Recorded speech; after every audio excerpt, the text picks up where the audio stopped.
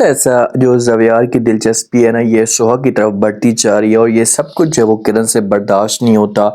उसे तो आग लगी पड़ी होती है कि भाई ये सब कुछ क्या चल रहा है और वो हर तरह से जो वो रास्ता रोकने की कोशिश जो सोहा का करेगी। अब उमर का बर्थडे होता है ना, लेकिन उसी बर्थडे वाले दिन ही उमर जो तय गायब हो जाते हैं। तो अब क्या यहाँ पर ज़वेयार को सच्ची मोहब्बत सोहा के साथ होना शुरू हो जाएगी जब सोहा की ये हालत देखेगा। तो जिस वक्त जो बर्थडे होता है ना, तो ये केक तैयार करती है घर के अंदर।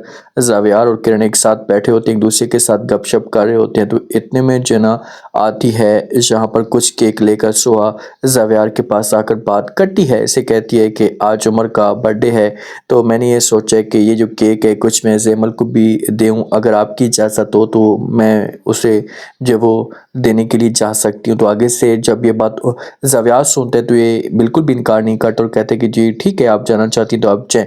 तो ये जाती है जैमल के पास। जब जैमल अब इतनी अकेली रह चुकी होती है कि ये अंदर से टूटी हुई होती है, और जब ये देखती है सोहा को तो बहुत ज़्यादा खुश होती है, इसकी तारीफ़ें करना शुरू कर देती है, इससे केक वगैरह खिलाती है और कहती है प्लीज़ आप थोड़े से टाइम के लिए आई हैं, काफ़ी टाइम के बाद, तो आप रुक जाएँ। लेकिन आगे से जो सोहा होती है ये कहती है कि भाई मैंने उमर को लेकर जाना है बाहर आइसक्रीम खिलाने के लिए, वो बड़ी ज़िद कर रहा था, तो इसी वजह से मुझे जाना होगा।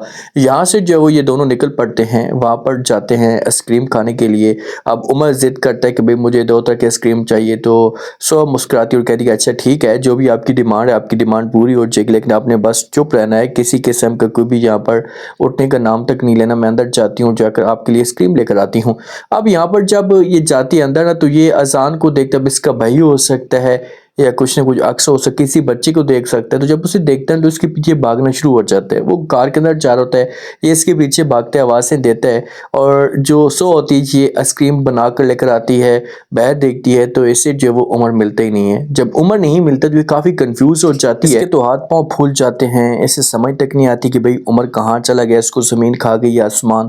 तो इसी वजह से परेशानी में आकर जो वो ये फिर ज़ावियार को कॉल करती, कोई और इसकी सपोर्ट होता नहीं है, तो ज़ावियार को कॉल करती है। ज़ावियार को कहती है कि ज़ावियार मैं उमर को आइसक्रीम खिलाने के लिए लेकर आई थी, जब मैं अंदर गई बाहर वापस आई तो देखा उमर है ही नहीं, समझ तक नहीं आ रही कि उमर कहाँ चला गया, प्लीज़ आप मेरी हेल्प करें, मुझे जो वो परेशानी हो रही है। तो ये बातें जब ज़ावियार सुनता है तो ये समझाने की कोशिश करता है सोहा को। इससे कहता है कि सोहा अच्छा आपको परेशान होने की कोई भी ज़रूरत नहीं, आप टेंशन बिल्कुल भी ना लें, आप जो ऐसा करें कि मुझे अपनी लोकेशन भेजें, जब मेरे पास आपकी लोकेशन आ जाएगी तो फिर मैं जो वो आपके पास पहुंचाऊंगा। तो सोहा कहती कि अच्छा ठीक है, मैं आपको फिर लोकेशन जो वो भेज रही हूँ।